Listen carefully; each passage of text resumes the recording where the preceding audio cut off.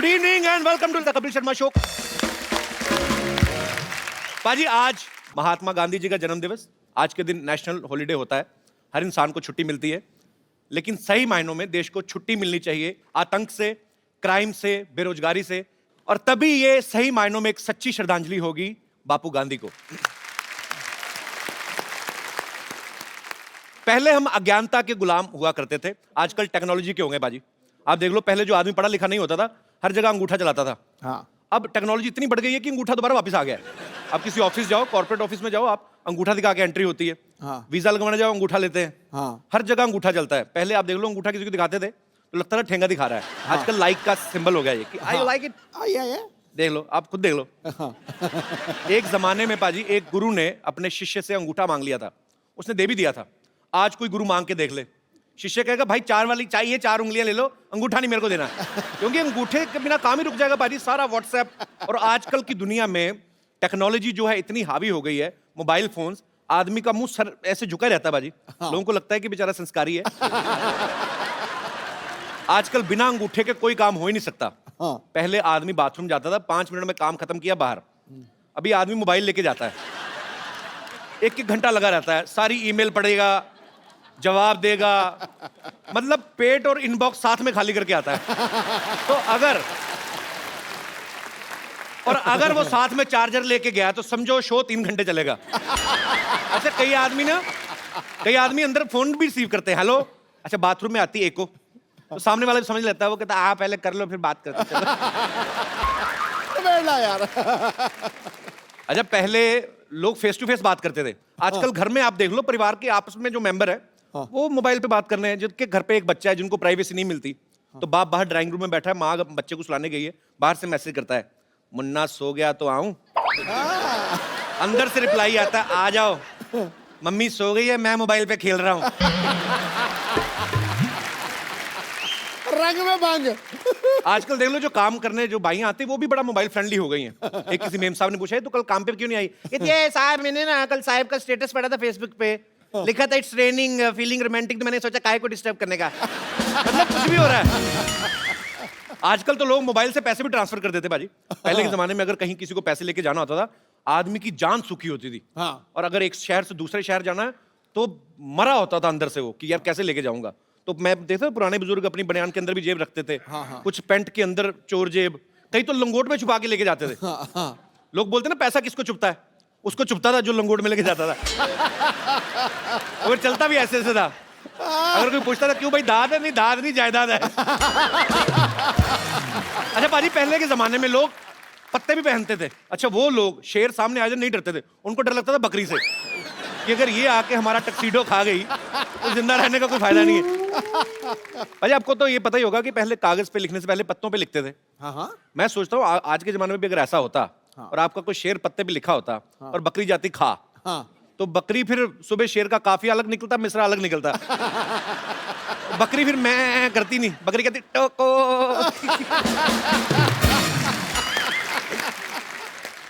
अच्छा, आजकल तो लड़का लड़की एक दूसरे को जानते नहीं, फेसबुक पे सीधा फ्रेंड रिक्वेस्ट भेज देते हैं। पहले के जमाने में जवान लड़कों को अगर कोई लड़की पसंद आती थी शादियों में, तो पहले किसी बच्चे को बताते थे, उसको चॉकलेट देते थे, फिर उसके हाथ में मैसेज भेजते थे। ये दिनेश है ना, इसने सेम फॉर्मूला आजमाया, इसने एक बच्चे को चॉकलेट खिलाई, बच्चे ने चॉकलेट खाली, चिट्ठी फाड़ती, करे तेरे से नहीं पटेगी। कई बच्चे बड़े चालू होते हैं। अच्छा, पहले के जमाने में जब लड़की को देखने आते थे लड़के वाले, लड़की सर झुका के बैठी रहती थी, आज भी बैठी रहती है, लेकिन आज रीजन अलग है। वो पहले लड़की किचन के फोटो खींच के ना, किचन से सहेली को व्हाट्सएप कर रही होती है, देख तो कैसा लगा। आगे से सहेली का रिप्लाई आता है, पिछले हफ्ते मेरे को भी देखने आया था। मना कर देना, ये चाय बिस्कुट का शौकीन है, इस चक्कर में लड़कियां देखने जाता रहता है। अच्छा पाजी, जब ये लड़के वाले आते थे लड़की को देखने ना, तो ये चाचियां भाभियां होती ना जो, ये बड़ा डराती लड़की को। हाँ तो मुंह नीचे करके देखना, नहीं तो बेशर्म समझेंगे। और खुद ना आधा किलो दुपट्टा चबा जाती लड़के को देखते देखते, और खुद लड़के को पूरा ताड़ रही है तो बड़ा खूबसूरत, हमने भी अपने टाइम पे सर उठा के देख लिया होता तो हमें भी गोगा कपूर की जगह रणबीर कपूर मिल जाता। हाय, अपना कपूर तो खराब किया ही, बच्चे का कपूर भी टेढ़ा हुआ है। अच्छा, पहले जब शादियां फिक्स होती थी, लड़का लड़की तो एक दूसरे को देखते नहीं थे, कोई चौथा रिश्तेदार जाता था अलग से ही, उन लड़की वालों को गांव में जाता था, उसको भी लड़की से नहीं मिलाते थे। वो लड़की की माँ को देख के आइडिया लगाता था कि लड़की भी ठीक ठाक रहेगी। अगर लड़की गलती से चलेगी मुच्छड़ बाप पे तो दूल्हे की किस्मत।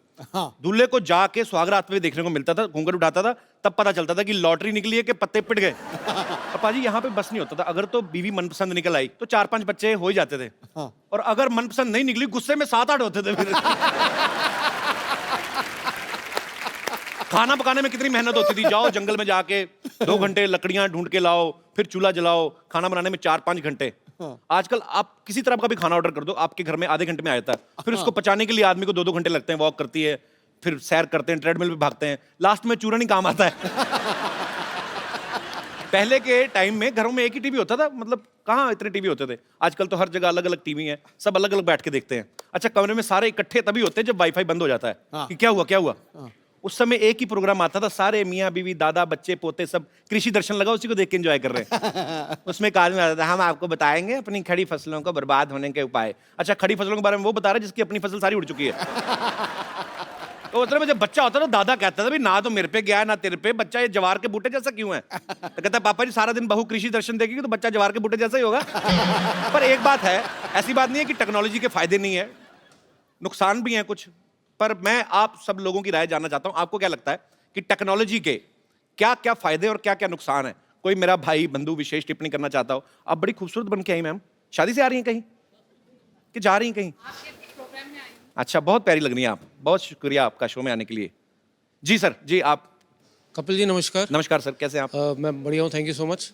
टेक्नोलॉजी के मेरे हिसाब से तो बहुत सारे फायदे हैं, और मेरे से ज़्यादा ये फायदे कौन जान सकेगा। मैं एक साइंटिस्ट हूँ। अच्छा, हाँ। क्या बात है, कहाँ से है सर आप? मैं national dairy research institute Karnal, आपने अगर सुना होगा, वहाँ पे अच्छा मैं जी। प्रिंसिपल साइंटिस्ट हूँ।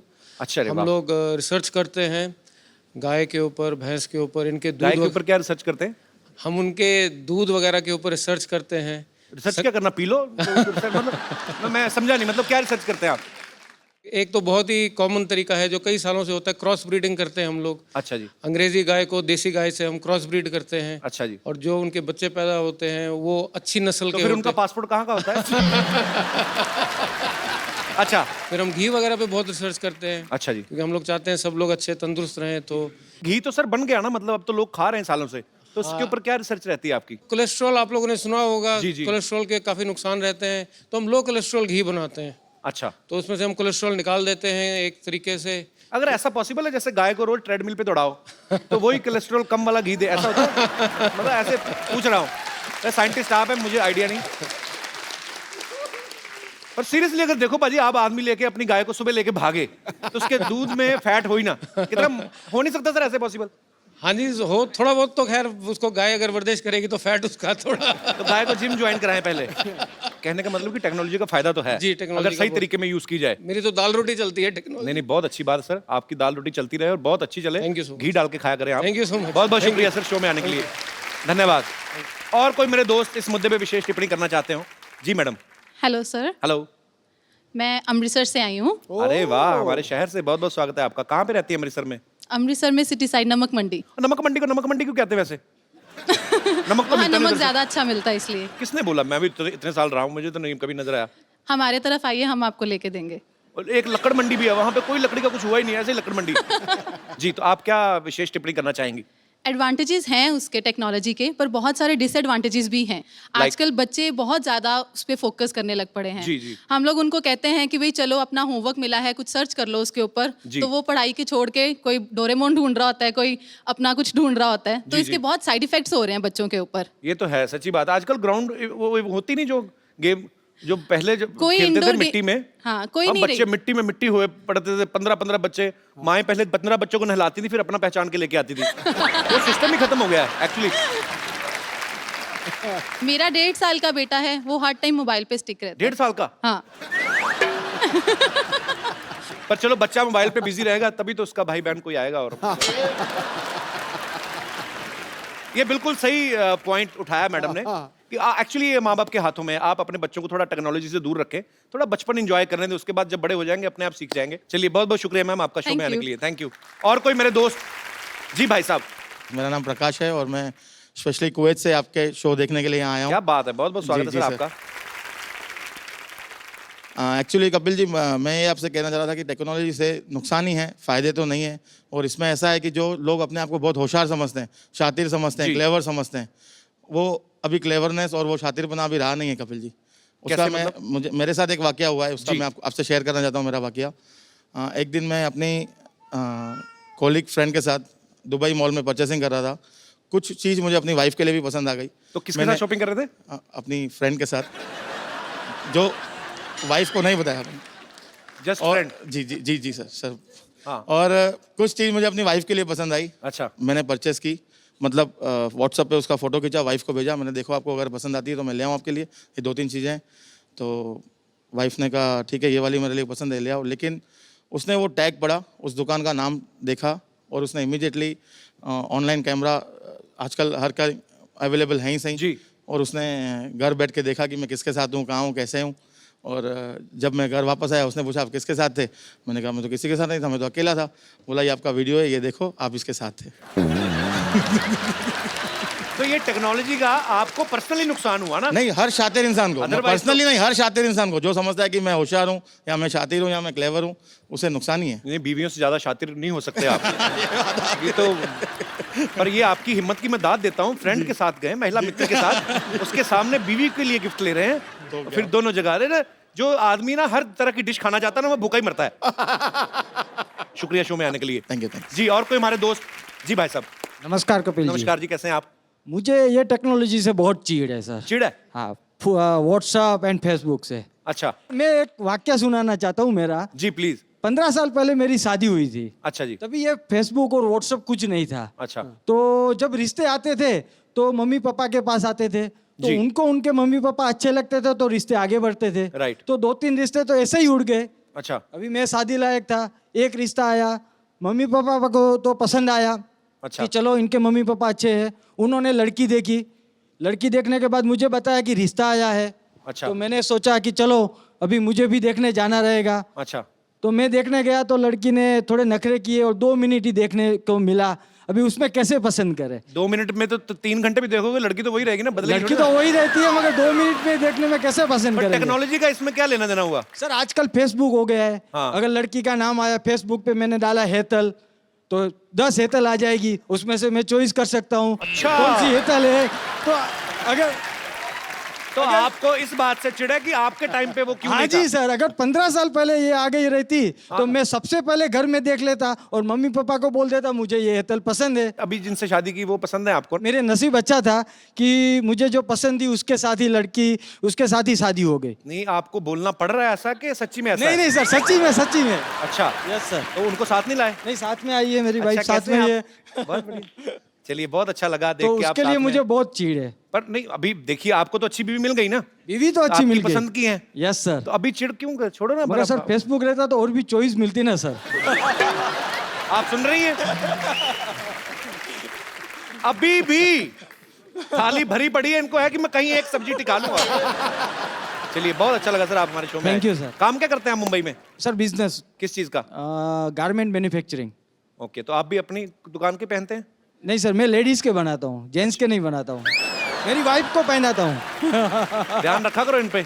आपने लेडीज के कपड़े ही क्यों चुने, जेंट्स के क्यों नहीं चुने आपने? सर उसका You एक racist? एक कारण है। यस सर, उसका एक रीजन है। जी। मैं आपको बताता हूँ कि जब शादी हो जाती है तो आदमी पहले, सबसे पहले अपनी बीवी के लिए ही कपड़े खरीदेगा। जी। बाद में अपने बच्चे के लिए, जी। और कुछ बचेगा अपने पास तो अपने लिए खरीदेगा। आए, तो so sweet. बीवी, लेडीज के कपड़े में कमाई ज्यादा होती है ना सर। पॉइंट है आदमी की बात में। चलिए, बहुत बहुत शुक्रिया आपका शो में आने के लिए। Thank you sir. मेरे पास एक बड़ा खूबसूरत सा गिफ्ट है भाई साहब के लिए। भाई साहब, आपको बड़ी प्रॉब्लम है, उस समय में ये नहीं होता था, वो नहीं होता था। मैं आपको एक फोन दे रहा हूँ, बड़ा खूबसूरत मोबाइल है, इसमें सब कुछ है। अपनी बीवी को छोड़ के जिसको मैसेज करना करिए। बहुत बहुत शुक्रिया sir. Thank you thank you thank you so much. Thank you, congratulation.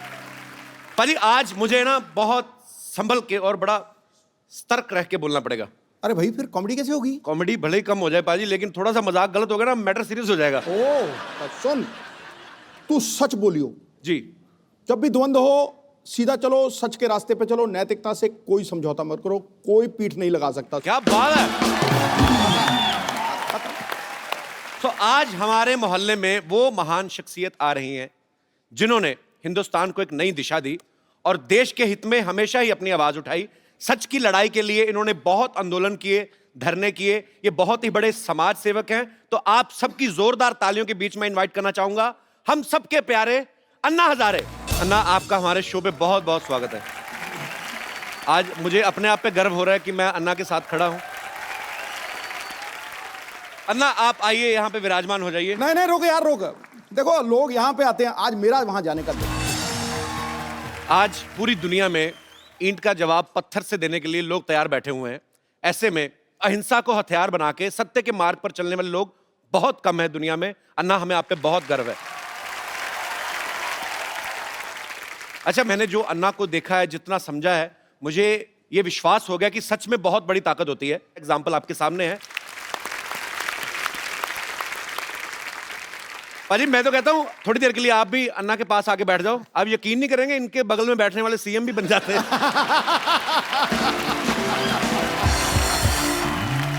मेरा दिल कर रहा है कि मैं थोड़ी देर बैठा रहूं, चुपचाप अन्ना को देखता रहूं। आपने इतने शो किए हैं, जी। इतने एक्टर्स, इतने बड़े बड़े लोग, जी। क्या आपको कभी लगा था कि एक मंदिर में रहने वाला फकीर आदमी उसके साथ भी आप शो करेंगे? मैंने अन्ना, बहुत बहुत धन्यवाद आपका, आप आए।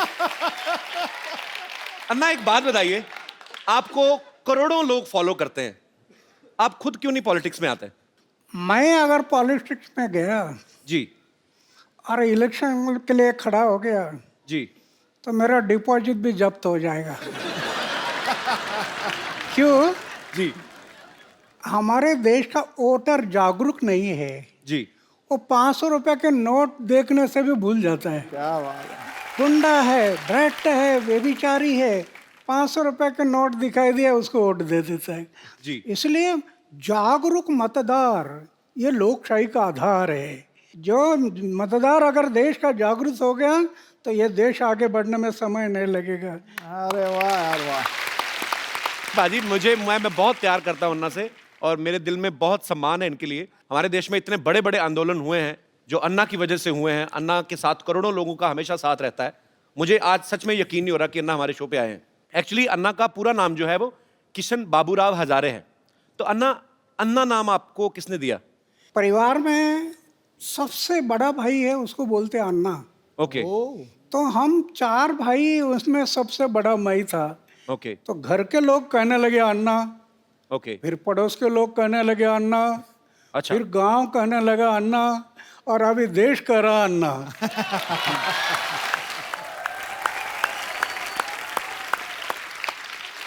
अन्ना, जितना मैं जिंदगी को समझता हूं, जितना मैंने देखा है, मेरी शादी हुई नहीं, आम आदमी जो है, अच्छा आम आदमी भी आजकल आप बोलते हो तो अपने आप खास हो जाते हो।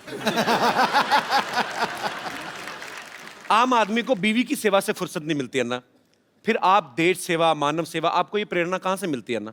ये जो प्रेरणा है, जी। जैसे मैं अपने जीवन में जो सोच रहा था, जी। अरे क्या चक्कर है, जन्म में आता कुछ लेकर आता नहीं, जाता कुछ लेकर जाता नहीं, उम्र भर मेरा मेरा मेरा मेरा मेरा मेरा, हाथ में कुछ नहीं, लैट्रिन का डब्बा गुम हो गया तभी सोचते बैठते मेरा किस लिए जीता। एक दिन मैंने सोचा आत्महत्या करना। एक स्वामी विवेकानंद की किताब हाथ में आई, जी। पढ़ना शुरू कर दिया, और एक ही बात समझ में आ गई, हर इंसान के लिए मनुष्य जीवन मिला सेवा करने के लिए मिला। 25 साल की उम्र में मैंने तय किया कि जब तक मैं जीऊँगा मेरे गांव, मेरा समाज और मेरे देश की सेवा करूंगा, और जिस दिन मैं मरूंगा गांव, समाज और देश की सेवा करते करते मरूंगा। ये मैंने व्रत लिया। अरे वाह। तो आपका जो प्रश्न है बीवी का, अभी मैंने सिर्फ शादी किया नहीं, लेकिन परिवार छूटा नहीं। जी। छोटा 4 दीवारों के अंदर एक छोटा सा परिवार में करना था, जी। वो छोटा ना करते हुए बड़ा बन गया। क्या बात है। पूरा देश परिवार हो गया। अच्छा अन्ना, आपको याद है आपने आज तक कितने आंदोलन अनशन किए होंगे आज तक पूरी जिंदगी में? जब मैंने तय किया कि जब तक जीऊंगा समाज और देश के भलाई के लिए जीऊंगा, जी, तो समाज के भलाई के लिए, देश के भलाई के लिए 16 बार मैंने अनशन किया। वाह। राइट टू इन्फॉर्मेशन, ये कानून जो बना पहले हमने बनाया वो, क्या बात है। राइट टू इन्फॉर्मेशन, पूरे देश में अभी लागू हो गया, गरीब लोगों को न्याय मिलने लगा। जी ऐसे महाराष्ट्र में 8 कानून बनाए। अभी अभी लोकपाल का बिल जी। सरकार नहीं कर रही थी, रामलीला मैदान पर बैठ गया जी और आंदोलन शुरू किया। सरकार एक एक बात के लिए डरती है, जी वो सिर्फ मोर्चा और धरने से नहीं डरती, सरकार सिर्फ गिरने से डरती है। ये डर जब लगता है ना तो ऐसे कानून बनाती है सरकार। अन्ना, जब मैं बचपन में मेरी माँ से मेरा झगड़ा हो जाता था, मतलब कभी कभी भाई होता है कि आपकी माँ से नाराजगी हो गई, तो यहाँ कोई भी बात मनवाने के लिए तो मैं खाना नहीं खाता था। पता है वो होता ना बच्चे को भी, बच्चे बड़े चालू होते ना, बच्चों को पता माँ देख नहीं सकती कि मेरे बेटे ने खाना नहीं खाया, तो मैं खाना पीना छोड़ देता था ना, तो अपनी बात मनवाने के लिए। तो ये आपका भी बचपन में कुछ ऐसा ही स्टाइल था? मतलब जब मैं ऐसे ही पूछ रहा हूँ। ऐसे मेरे बारे में हुआ था। अच्छा हमारे घर के अमीरी नहीं थी, जी गरीबी थी। एक त्योहार आ था और मैं माँ को बोला एक अन्ना दे दो, एक अन्ना। अच्छा एक आना बोलते थे ना पहले। जी जी जी मुझे प्रेस करना है कपड़े के। माँ बोले अरे कपड़े को प्रेस क्या करता, मन को प्रेस करना चाहिए, कपड़ा तो क्या है ये मैला हो जाता है, मन को दाग मत लगने दे, मन को तजला रखना। तो मैं थोड़ा गुस्सा हो गया, अच्छा तो माँ ने मुझे चाटा लगा दिया। मैं दौड़ गया घर से। तो माँ डर गई, ये कहीं कुआं हुआ में तो नहीं जाएगा। फिर खोज करना शुरू कर दी, इधर खोजो उधर खोजो उधर खोजो, नहीं मिल रहा। फिर मेरा घर था जी उसके ऊपर एक ढाबा था, अच्छा। उसमें मैं कबूतर पालता था, कबूतर। तो पीछे के रास्ते से मैं आकर ऊपर बैठ गया और सब देख रहा था कौन कौन कैसे दौड़ रहा है, कौन सा कैसे भाग रहा है, ये माँ कैसे कर रही है, ये सब मैं देख रहा था। और फिर किसी ने मुझे देखा अच्छा और कहा अरे अन्ना तो ऊपर है। अच्छा फिर वो देखने के लिए आए तो मैं मिल गया। तो ऐसे बात हुआ था मैं भी एक बार माँ के साथ, लेकिन वो माँ है, जी बिल्कुल। वो माँ है। हाँ तो फिर भगवान ही हो गया ना। तो मतलब खाना पीना नहीं छोड़ते थे आप बचपन में? नहीं नहीं, खाना तो नहीं। खाना तो छोड़ता था समाज के भले के लिए, जब अनशन पर बैठता था जी। तब खाना छोड़ता था। क्या बात है। हर इंसान की अपने दिल और दिमाग के बीच लड़ाई चलती है। अन्ना के दिल और पेट के बीच लड़ाई चलती है। पेट को जैसे ही पता चलता है ना कि दिल ने ये डिसीजन लिया है कि मुझे अनशन करना है, पेट को टेंशन हो जाती है कि अब मैं भूखा रहूंगा, क्योंकि दिल ने तो डिसीजन ले लिया। तो अन्ना इतने इतने दिन, कई कई दिन तक आप खाना नहीं खाते हो, तो कैसे आप, कौन सी शक्ति जो आपको ऊर्जा देती है? समाज और देश के भले के लिए मरने की तैयारी रख दिया ना जी। तो दिन गिनने की जरूरत नहीं। वाह। अच्छा ना, मैंने खुद टीवी पे देखा है, करोड़ों लोग सड़कों पे आ गए थे जब अन्ना का 4 साल पहले आंदोलन शुरू हुआ था। अन्ना, जब लोग आपके साथ जुड़ते हैं तो फिर जो लोग चाहते हैं, कुछ ऐसे भी होते हैं मेरे जैसे कि भूख लग गई अब क्या करें, तो बीच में आधे घंटे के लिए गायब नहीं होते लोग? मतलब क्या, मतलब ऐसे पूछ रहा हूँ कि वो आपके हौसले की वजह से टिके रहते हैं एक्चुअली। नहीं, मैं तो ये जो अनशन करते हैं ना जी वो सही अनशन नहीं, वो तो दिखाने के लिए अनशन होता है, जी इसलिए बीच में गायब हो जाते हैं। मैं कभी अनशन पर बैठ जाता है, जी कोई भी बात का मैं पीछा करता हूँ, जी और जब आखिरी समय आता तो फिर करेंगे मरेंगे, इस इरादे से बैठ जाता है। वाह। जब मैं बैठ जाता हूँ तो मेरी ऐसी धारणा है, अरे हार्ट अटैक आकर लोग मरते हैं ना, हार्ट अटैक हम पढ़ते हैं ना अखबार में, जी रात को 10 बजे तक गप्पे लड़ाई और सवेरे चाय पीने के लिए उठाए नहीं। मेरी ऐसी धारणा है, जी हार्ट अटैक आकर मृत्यु आना, जी इसके बजाय समाज और देश की सेवा करते करते मृत्यु आ गया तो ये मेरा सौभाग्य है। क्या बात है। अच्छा अन्ना, आप 4 भाई हैं, जैसे नॉर्मल परिवार में होता है कि जैसे एक दुकान है पिताजी की, तो एक भाई अगर बीमार है तो दूसरा जाके दुकान पे बैठ गया। ऐसा कभी हुआ है कि आपको समय ना लगा और दूसरा भाई जाके अनशन पे बैठ गया हो? आई मीन आपकी फैमिली की तरफ से भी सपोर्ट होता था आपको हमेशा? नहीं, अभी क्या है कि मेरा एक भाई बैंक में है, अच्छा जी। वो उधर ही रहता है। अच्छा दूसरा कोऑपरेटिव डिपार्टमेंट में एक है, अच्छा वो भी उधर ही रहता है। अच्छा और तीसरा है, वो पड़ोस के गांव है, जी। वहाँ उसका लड़का सर्विस में है, उधर रहता है। और एक भाई है, वो खेती पर है गांव में। ओके अभी मैं तो 45 साल हो गया घर में गया नहीं। जी। मेरे भाई के बच्चों का नाम क्या है मुझे पता नहीं अभी तक। ये आपको यकीन नहीं होगा जी।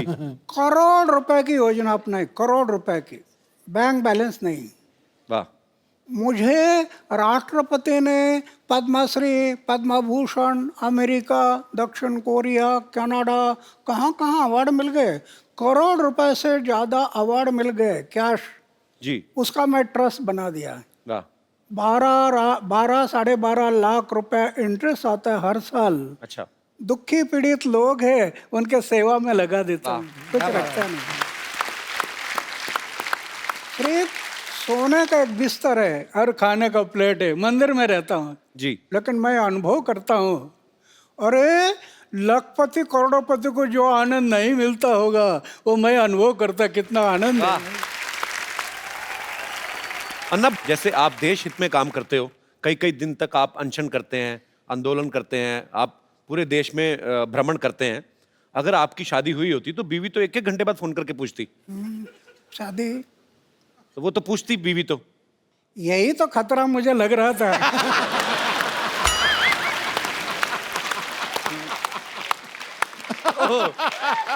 और इसके कारण मैंने तय किया कि शादी नहीं करना। और दूसरी बात यह है, 79 ईयर के इस उम्र में जी। बैचलर रहते हुए भी इतना भी दाग नहीं जीवन में, इतना भी। वाह, क्या बात है। ये भगवान की कृपा है। अगर दाग लग जाता मेरे जीवन में तो इन लोगों ने मुझे तोड़ मोड़ देना था। वाह। आज कुछ नहीं कर सकते, कुछ नहीं कर सकते। अन्ना, एक बात और जहन में आती है, मैं बच्चा हूं, आपने पूरी दुनिया देखी है। जैसे मैंने भी अन्ना अभी शादी नहीं की, मतलब करनी है मुझे। करना है? हाँ करनी है, मेरा दिल करता है। ओ, पर मैं जी, मेरे जैसा रहना तलवार के धार पर चलने से कठिन है। ये तो है। बहुत, ये मन बड़ा चंचल है, कब धोखा देगा पता नहीं। सही बात है। अच्छा ना, लेकिन हमारा जो समाज है, जैसे आपने निर्णय लिया कि मुझे शादी नहीं करनी है, लेकिन रिश्तेदार जो होते हैं ऊपर से ज्यादा प्रेशर करते हैं, तो आपके रिश्तेदारों से कैसे बचे फिर आप? बहुत हुआ। अच्छा। माँ एक लड़की अल्लाह कराते हैं दिखाने के लिए। अच्छा। मैं बोलता ये पसंद नहीं है। अच्छा, दूसरे आया, पसंद नहीं है। मतलब देख लेते थे आप? रिश्तेदार भी कई लड़की दिखाने के लेकर आते हैं। अच्छा। मैं बोलता पसंद नहीं है। ये लोग सब कहने लगे इसके दिमाग पर कोई असर हो गया, अच्छा। ये पागल हो गया। वो उस टाइम पर उन्होंने मुझे पागल में निकाला, ये मेरे लिए अच्छा हो गया।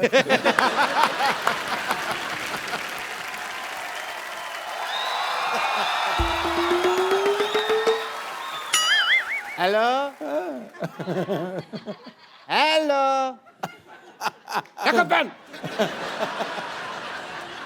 अरे what A patriotic day. Anna Hazare साहब आए हुए हैं। सर नमस्कार। माई सेल्फ डॉक्टर मशहूर गुलाटी, MKNJ। MKNJ मतलब? मैंने कहा जी नमस्ते, दिख नहीं रहा, कर भी रहा हूँ, फिर भी पूछ रहे हो यार। ओके अन्ना जी, आप अहिंसा के पुजारी हैं। बैठिए डॉक्टर साहब, इधर आइए। आज वैसे नहीं बिठा रहे? नहीं नहीं, क्यों? अन्ना के सामने बदतमीजी नहीं करनी, बैठिए। इतनी इज्जत आज तक इस आदमी ने मुझे नहीं दी।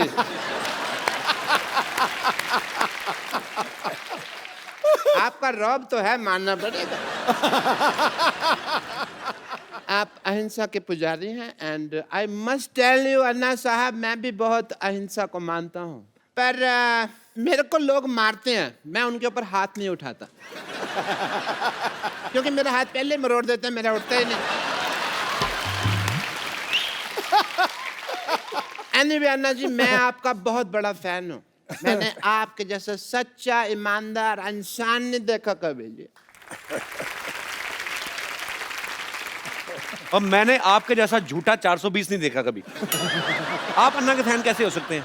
एक भी आदत है आप में अन्ना जैसी? अरे क्या बात कर रहे हो यार।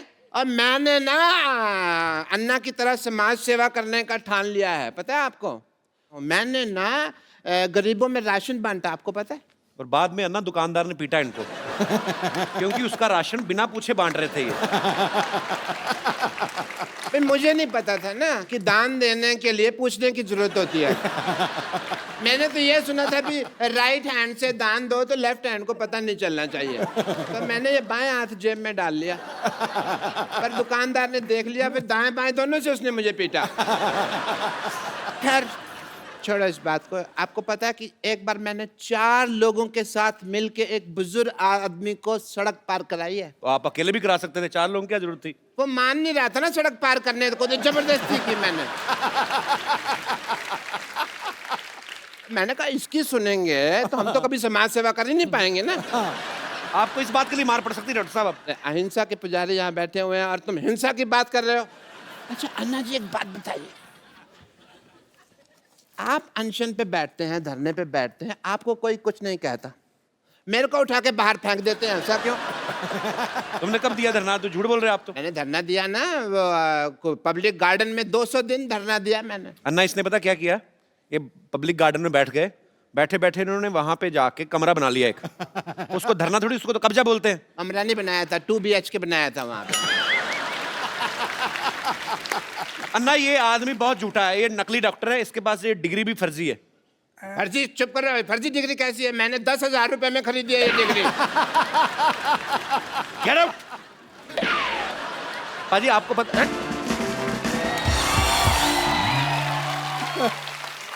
आप सबको पता ही होगा, पर मैं फिर भी बताना चाहता हूं कि अन्ना के ऊपर एक फिल्म बन रही है जिसका नाम भी अन्ना है।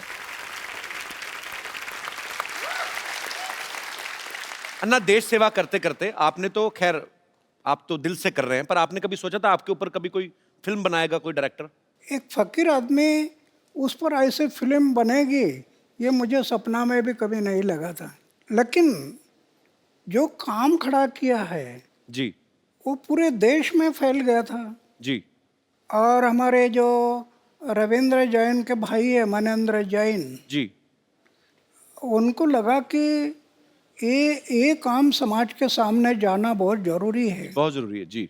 वो मुझे बताने लगे कि ऐसे ऐसे फिल्म बनानी है जी। और उसमें जो काम करने वाले लोग हैं जी। इन्होंने इतना मेहनत किया।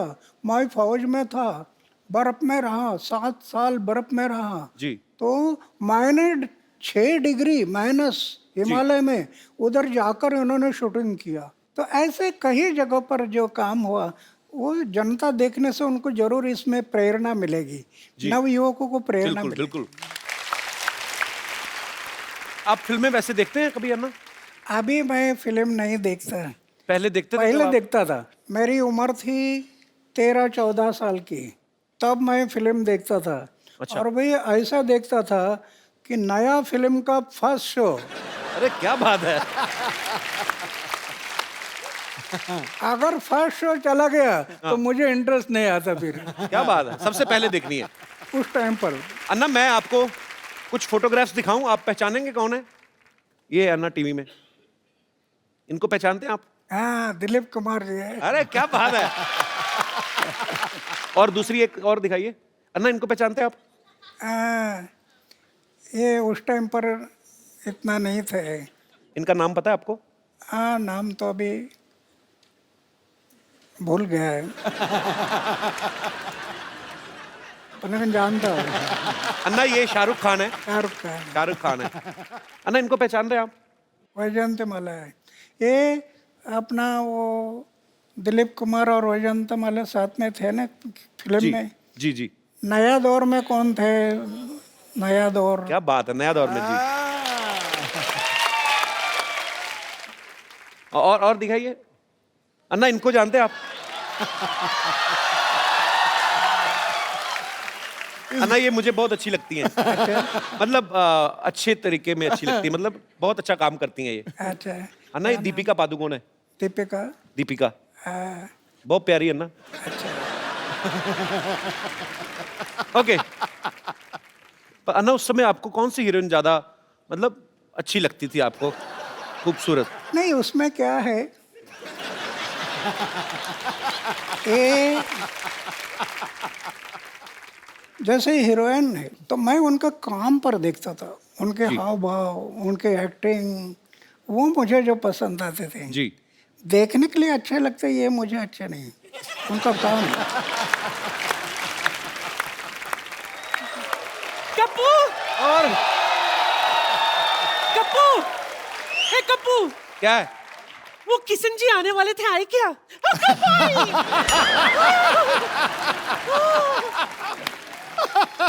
असं कसं?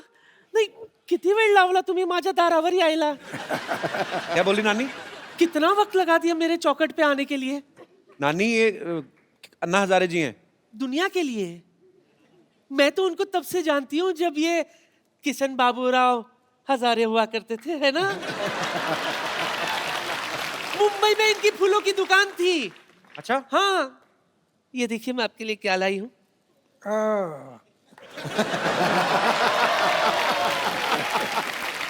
आपको याद है मैं रोज आपकी दुकान से एक फूल खरीदा करती थी? अभी तो 60 साल बीत गए, अभी कहाँ याद करोगे। रोज इनके दुकान से एक एक फूल इकट्ठा किया करती थी मैं, फिर उसका वरमाला बनाती थी। फिर एक दिन गाय आकर पूरा पूरा वरमाला खा गई। मेरा सपना धरा का धरा रह गया। लेकिन सच कहूं, मुझे उस बात का बिल्कुल भी अफसोस नहीं है। मुझे तो इस बात की खुशी है कि अगर आपकी शादी होती ना, वो लड़की बहुत खुश नसीब होती, क्योंकि उसको खाना कम बनाना पड़ता था ना, क्योंकि हर वक्त आप तो अनशन पे बैठे रहते है ना। नानी इनको घर नहीं बसाना था ना, इनको देश बसाना था, इसलिए उन्होंने शादी नहीं की। लेकिन मेरे अरमान तो अधूरे रह गए ना। हाँ? Anyway, मुझे इस बात का बहुत अफसोस है कि मैं आपकी नहीं हो सकी, लेकिन इस बात की खुशी है कि आप देश के हो गए। हाँ, इसलिए तो मैं भगवान के आभार मानता हूँ कि मैं पूरा देश का बन गया। सच सच सच सच सच। इसलिए मेरे लिए तो आपके चरणों की धूली काफी है। नानी ना, ना, एक मिनट, वो स्वच्छ भारत अभियान से जुड़े, उनके चरणों में धूल है ही नहीं। हाँ, उनके वो साफ सुथरे रहते हैं, साफ सुथरे। चलो माफी मांगो अन्ना से। अन्ना जी माफ करना।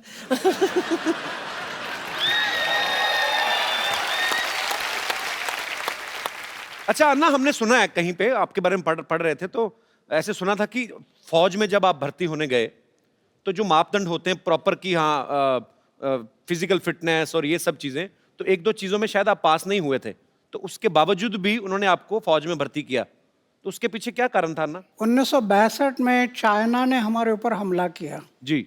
हमारे बहुत जवान मारे गए। अच्छा। और फिर देश को लगा कि जवानों की जरूरत है। मेरी ऊंचाई नहीं थी, अच्छा। छाती चौड़ी नहीं थी जी। लेकिन इमरजेंसी थी, देश को युवकों की जरूरत थी। अच्छा। इसलिए मेरा सिलेक्शन हो गया। मैं 14 लोगों का कमांडर था जाते समय। अच्छा। तो हम सब लोग 14 लोग थे। उन्होंने सोचा कि जब तक शरीर में प्राण है तब तक देश की सेवा, समाज की सेवा करनी, ये तय किया। और मेरी छाती चौड़ाई ये कुछ नहीं थी, फिर भी देश की सेवा करते रहे। और 15 साल के बाद मैं पेंशन पर आ गया। वाह।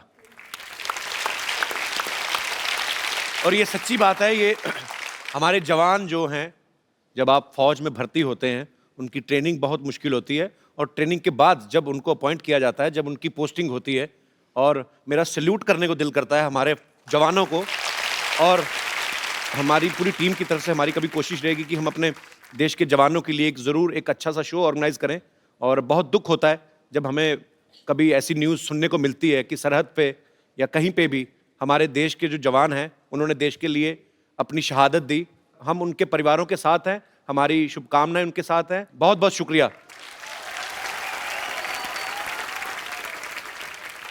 अच्छा ना, ऐसे ही मन में सवाल आया, जैसे मेरे 3 मामा हैं, तीनों ही आर्मी में थे, तो वो कहते थे कभी कभी हमें ना बर्फ में पीनी पड़ जाती है, मतलब ऐसे ही।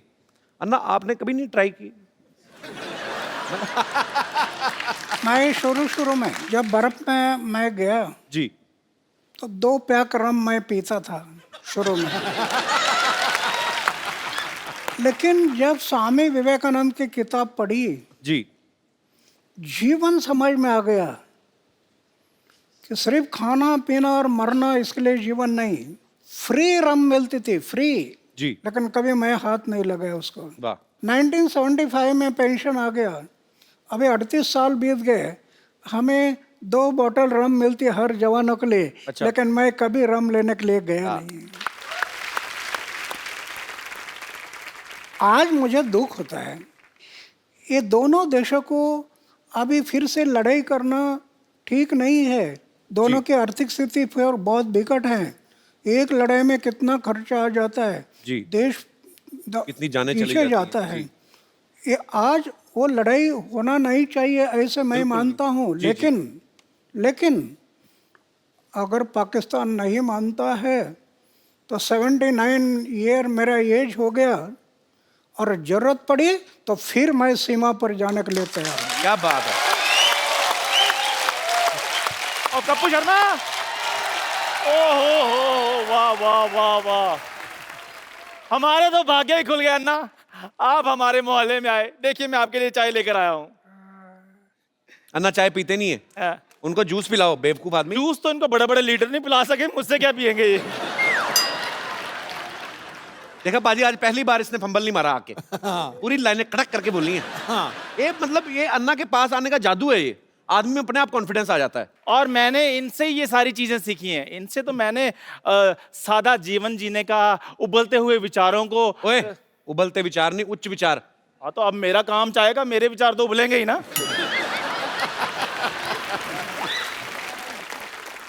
अन्ना, वैसे मैं भी बड़ा सिंपल सा हूँ, लेकिन आपको जब देखता हूँ ना तो मेरे में अंदर एक अजीब किस्म का कॉन्फिडेंस आ जाता है। लेकिन जब मैं बड़ी बड़ी जगह पे जाता हूँ मेरा कॉन्फिडेंस थोड़ा लूज हो जाता है। तो कभी आपके साथ भी ऐसा हुआ है कि आप 5 स्टार होटल में गए हो और छुरी और कांटा पकड़ते पकड़ते आपको भी कुछ थोड़ा कॉन्फिडेंस ऐसे हो गया हो? मैं इतना टूर करता हूँ जी, लेकिन होटल में कभी जाता नहीं। वाह वाह। एक बात है, जी। गया तो उसको याद नहीं रखता, भूल जाता हूँ। कि याद रखना ये घातक होता है जी जी। इसलिए मैं याद नहीं रखता। इसको भी अन्ना, इसके माता पिता ने याद नहीं रखा, भूल गए वो। अच्छा अन्ना, मुझे एक बात प्लीज बता दीजिए कि मैं एक आम आदमी चाय बेचने वाला हूँ, मैं कहाँ तक पहुँच सकता हूँ अपनी लाइफ में? अरे हमारे देश का उदाहरण है ना जी। चाय बेचने वाला आदमी भी पंतप्रधान बन सकता है ना। क्या बात है।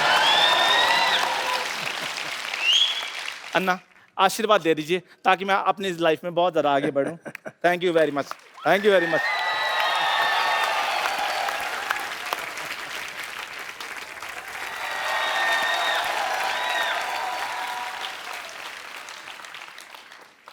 कपूर भैया, क्या है?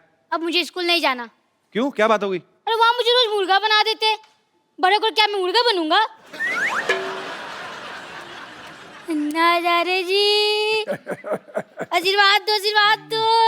कैसे हो? मैं तो ठीक हूँ, पर आपसे मुझे क्वेश्चन पूछना था। बैग उतार दे बेटा, इतना भारी बैग क्यों लगा तू? भारी नहीं है, हाँ। पर मैं ये कह रहा था कि आपके टाइम पे भी स्कूल में पनिशमेंट मिलता था? मतलब जी हाँ, हमारे टाइम पनिशमेंट मिलता। छड़ी थी, छड़ी। गलती किया तो ऐसा हाथ करना और टीचर मारता था छड़ी से।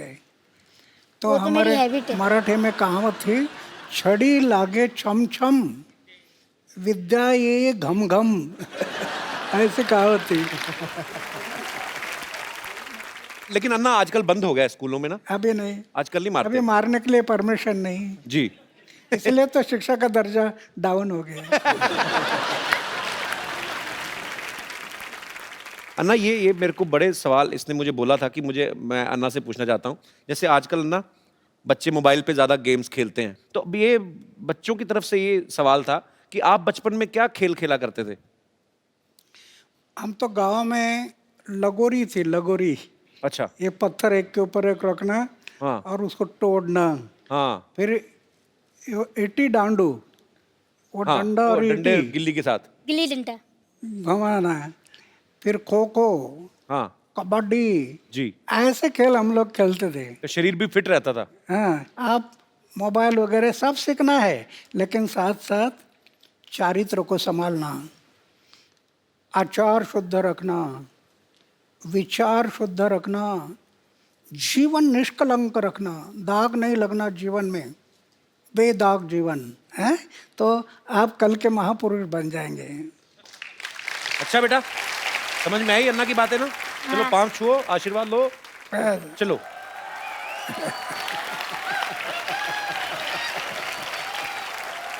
अन्ना, यहाँ पे ना आपके चाहने वाले हैं, सब आपसे प्रेम करते हैं। यहाँ पे क्या पूरे देश में, पूरी दुनिया में है, लेकिन आपसे ये बातें करना चाहते हैं। तो जो भी अन्ना जी से बात करना चाहते हैं वो अपना हाथ खड़ा कर सकते हैं जी। Hello Sidhu sir. Hello. Hello Kapil sir. Hello. Hello Anna जी।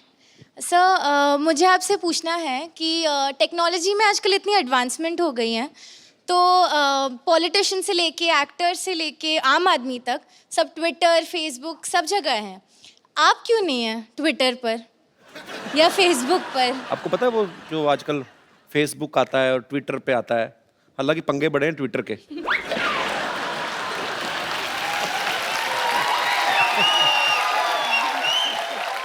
नहीं, मेरा ये दुर्भाग्य है कि मैं ज़्यादा पढ़ाई नहीं कर सका, लेकिन विज्ञान ये बढ़ते जा रहा है, दुनिया में आश्चर्यजनक प्रगति हुई है, टेक्नोलॉजी में बहुत डेवलप हो गया है। एक तरफ विज्ञान ने अंतरिक्ष में प्रवेश किया, लेकिन दूसरी तरफ अध्यात्म ने अंतरिक्ष अपने अंदर भी प्रवेश करना जरूरी है। अध्यात्म ने हर एक इंसान के भीतर प्रवेश करना, अगर वो प्रवेश नहीं किया तो विज्ञान इंसान को विकास की भूलताप देकर विनाश की तरफ लेकर जाएगा। तो कहने का तात्पर्य ये है कि हर बात ट्विटर पे करना जरूरी नहीं है।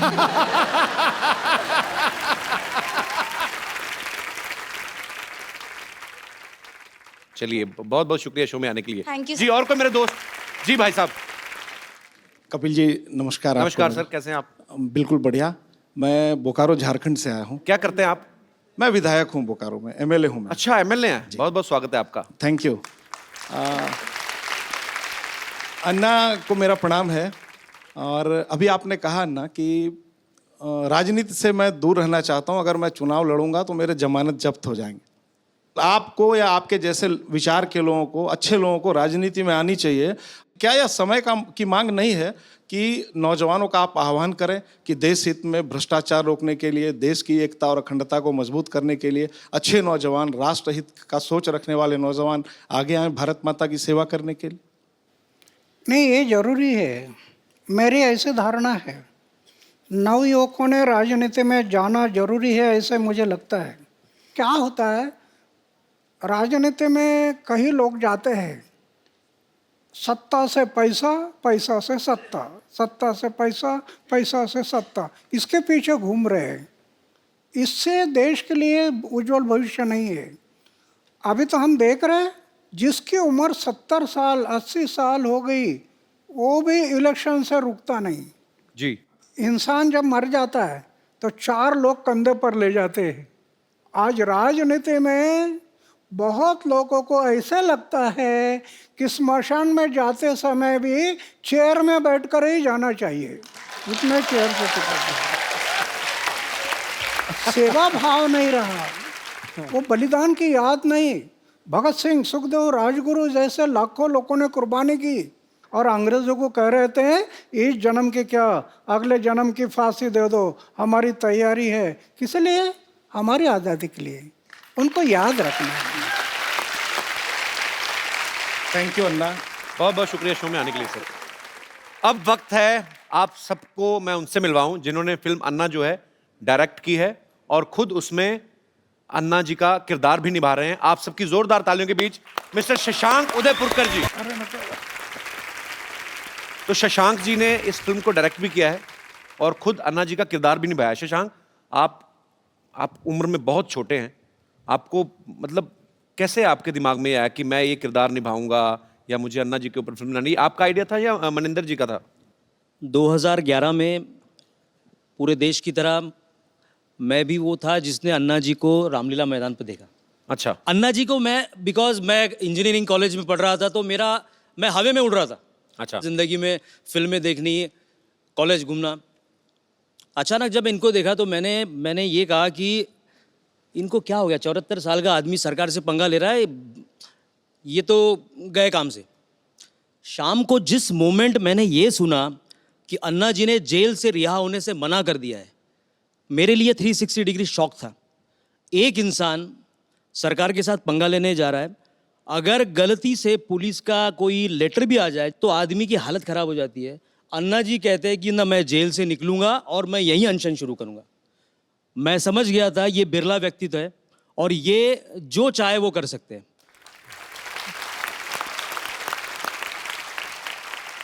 उस दिन से 13 दिन मैंने खाना पीना सब टीवी के सामने कर रहा था मैं, और उसी वक्त सोच लिया अगर जीवन में अब अगली फिल्म में अगर करूंगा तो मैं अन्ना जी पे करूंगा। सो सारा रेकी करने के बाद बड़ी हिम्मत से मैं रालेगन गया। अच्छा। अन्ना जी के पास जब गया तो अन्ना जी ने मुझे यही कहा कि भाई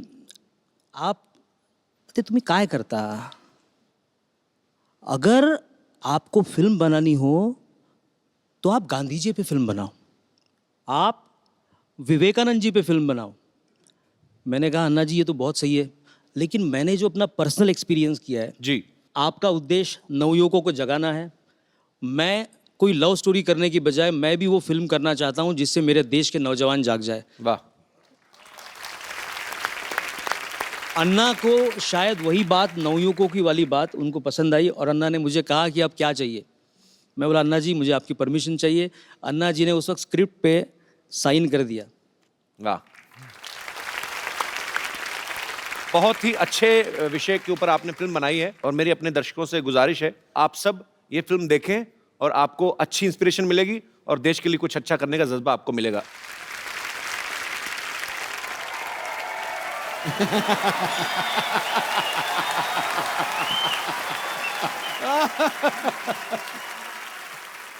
हमारा मांगे पूरी करो, हमारे मांगे पूरी भरो।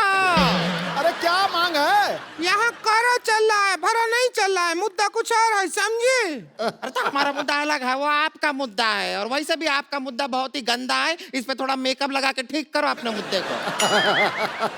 फालतू बात नहीं करो, मुद्दा वही रहेगा मांग पूरी करने का। तुम्हारा भैया हमारा मांग पूरी नहीं करता है। अरे तो कैसे करेंगे? इनके मांग पूरी करते करते हमारे भैया खुद मांगने पे आ गए हैं। परसों के दिन पे लिपस्टिक खरीदने के लिए इनके लिए लिपस्टिक खरीदे, अपना बनियान बेचना पड़ा उन्हें। झूठ बोल रही है, तुम्हारे भैया तो बनियान पहनते ही नहीं है। अरे तो बेच दिए हैं तो कहाँ से पहनेंगे? चल अभी बनियान छोड़, अन्ना जी बैठे हैं वहाँ, उनका आशीर्वाद ले ले। चल आजा। अन्ना जी नमस्ते। रिंकू देवी, हमें संतोष ननद हमारी। चल अभी अनशन पे बैठते हैं। चले अभी बैठ। तुम लोग अनशन कर क्यों रहे हो? क्या चाहिए तुम लोगों को? हमको सलमान खान चाहिए, दिला दो। क्या बात कर रहा है? ये तो हो गई इस साल की सबसे फालतू बकवास। हाँ। आगे बताओ। तो अन्ना जी बहुत परेशान हैं, जो हमारे मर्द हैं, इनके जो भैया हैं हमको बिल्कुल प्यार नहीं करते। ऐसा क्या हम में कमी है जो हमको प्यार नहीं करते? अन्ना जी इसके मुंह में करप्शन है, अब ध्यान से देखिए, है किसी और का, लगता किसी और का है।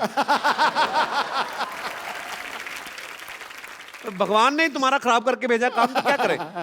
नहीं यकीन सिद्धू भाई से पूछ लो। नहीं ना, उनसे पूछने का जरूरत नहीं है, वो तो कोहली का बैटिंग में भी कमी निकाल देते हैं। हमारे मर्द हमको बिल्कुल प्यार नहीं करते।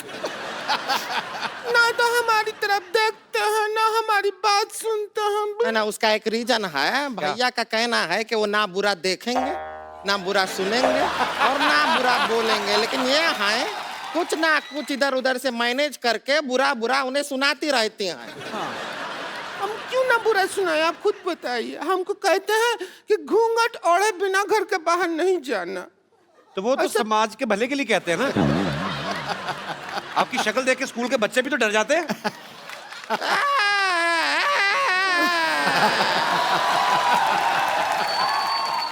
कुछ भी बोलते रहते हैं, बच्चे डर जाते हैं। अरे ऑफिस जाने वाले बड़े बड़े मूंछ वाले लोग भी डर जाते हैं। तुम्हारे भैया तो नहीं डरते हैं मुझसे। तो उनकी मूंछ भी किधर है? पहले मूंछ हुआ करती थी, पैसा का जरूरत पड़ा तो लाला ने कहा कि मूंछ रख दो पैसा ले जाओ, तो मूंछ से उतार दिया। अच्छा चलिए छोड़िए, बहुत ज्यादा छीछा लेदर हो गया है। अभी आप अपना अनशन जो है वो तोड़ दीजिए। चलिए कोई सिर इधर लाते, सिर पे तोड़ती हूँ। अरे नहीं, अरे ऐसे थोड़ी अनशन तोड़ते। ए लीजिए, आपके लिए लेकर आए हैं, ये पी के अनशन तोड़ दीजिए। अभी शुरू नहीं हुआ तोड़ भी दिया। इतना ही होता है लंबा, इससे लंबा अनशन हमसे। ये तो नारियल का तेल है। हम नारियल का पानी ही ला रहे थे, वो नारियल थोड़ा ज्यादा दब गया हमसे तो तेल निकल आया। चलो कोई बात नहीं, पानी से तो महंगा ही होता है तेल। अच्छा है, अच्छा। वैसे छोटी छोटी बात पे लड़ती हैं, आज इतनी लड़ाई नहीं कर रहे तुम लोग। बड़ा मैं हैरान हूं। आज अन्ना जी आए हुए हैं, हम यहाँ पर लड़ाई नहीं करेंगे, बिल्कुल नहीं करेंगे। आज के पूरा एपिसोड के एंड तक बिल्कुल लड़ाई नहीं करेंगे। आज वैसे भी 2 अक्टूबर है, तो आपके लिए कुछ प्रस्तुति करें। मैं अपने दर्शकों को बताना चाहता हूं कि मनिंदर जैन जी प्रख्यात म्यूजिक डायरेक्टर रविंदर जैन जी, ये उनके छोटे भाई हैं। धन्यवाद, बहुत बहुत धन्यवाद। तो मनिंदर जी, शशांक आपसे मिले थे आपके ये आइडिया लेकर? शशांक मुझको मिला, पहली मुलाकात में मैंने हाँ कर दी। लकीली उस समय मेरे बड़े भाई रविंद्र जैन जी मेरे साथ में थे जी। उन्होंने भी सुना और उन्होंने तुरंत उसी समय 2 लाइन गाई थी, कोई तो है जो देश की चिंता करता है। उसी समय उन्होंने बोला था और मुझसे कहा था कि जाओ तुम इस फिल्म को जरूर बनाओ। वो मेरी इसकी शुरुआत थी। इस फिल्म में अन्ना जी जब 9 साल के थे तब इनकी माँ ने सिखाया, संस्कार दिए। इसके बाद मिलिट्री में रहे। तो ये जो एक 9 साल के बच्चे से लेकर के 79 ईयर्स तक का जो सफ़र है वो हमने किस तरह से दिखाया है, अगर आप इसको देखेंगे तो आप ताज्जुब कर जाएंगे। मेरा मन है कि इस फिल्म को देख करके अगर हमारे देश में कुछ और अन्ना, कुछ और गांधी जी पैदा हो जाएं तो मेरा बनाना सफल हो जाएगा। कपिल जी, जी सर, बहुत बड़ी कॉज में आप हमारे सहभागी बने हैं सर। इसी के लिए मेरा मन है कि मैं आपको कुछ भेंट करूं। जी प्लीज, अगर आप कहें तो मैं ऊपर आऊं। जी जी please. Thank you.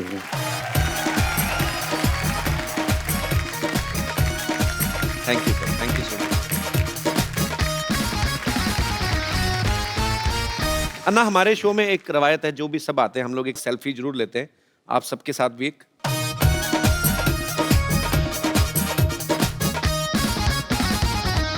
Thank you. एक बार हमारे प्यारे अन्ना जी के लिए जोरदार तालियां।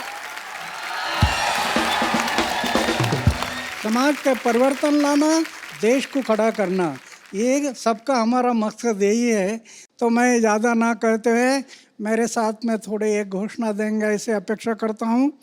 भारत माता की जय! भारत माता की जय! वंदे मातरम! वंदे मातरम! इंकलाब जिंदाबाद! इंकलाब जिंदाबाद! धन्यवाद। आप सब लोग ऐसे ही अपने अपने घरों में हंसते रहिए, मुस्कुराते रहिए, और अगर किसी के लिए कुछ अच्छा कर सकते हैं, देश के लिए कुछ अच्छा कर सकते हैं, जरूर करिए और देखते रहिए द कपिल शर्मा।